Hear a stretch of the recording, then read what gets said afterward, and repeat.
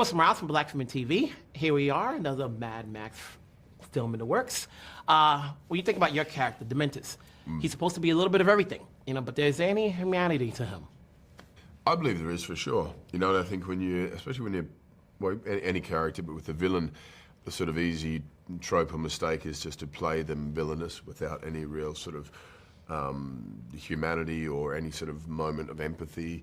Whereas for this character, he was a product of the Wasteland. He's also suffered. He's also endured some brutal, harsh times, and he's trying to survive. You know, and different people respond differently to those challenges. And I certainly, you know, when George and I spoke in the lead up to it in rehearsals, we kept trying to kind of layer in what drove him to this space. You know, and was there something in his past that justified this sort of behaviour or not, and that's up to the audience's interpretation. But when it comes to Furiosa, we all saw the first film, but for you, what did you do more extra outside of the script to embody the character and make it your own?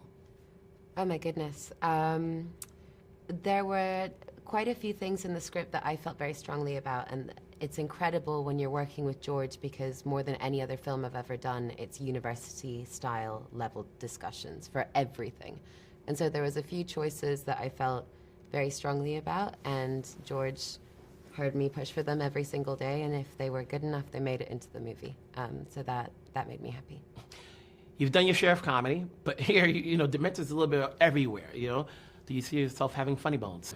I mean, the script, some of my favourite, some of the best dialogue I've read in a script was in this film, and from the character. With Dementus, the sort of verbiage and the language and this poetic nature and the sort of nuance in how he spoke, and he'd go left and then he'd go right. I mean, that was the sort of genius of George Miller, not just directing but writing this film. And so it lent itself to the sort of comedic elements. Then I sort of took it for a ride as well and had fun with it, and believed that the guy did need to be entertaining and sort of circus. Sideshow host energy, and that would, allow him to better convince a large group of people that he could pull them out of the space of suffering and into the promised land onto something better, because he had confidence and that there's a strength and a humour to the way he presents it. So, he amassed a large group of followers. At the end of production, was there anything skill set wise as an actor that you learned from George that you can take on to whatever project you do next? I'm just so impressed with how meticulous he is. You have 3 full units running at all times, and he is watching all 3 monitors. Nothing in this film has not been actually painted by George, and I just think that level of care and passion still, like, it was so wonderful to see him on set having a genuinely great time and loving the work that we were doing. I think that.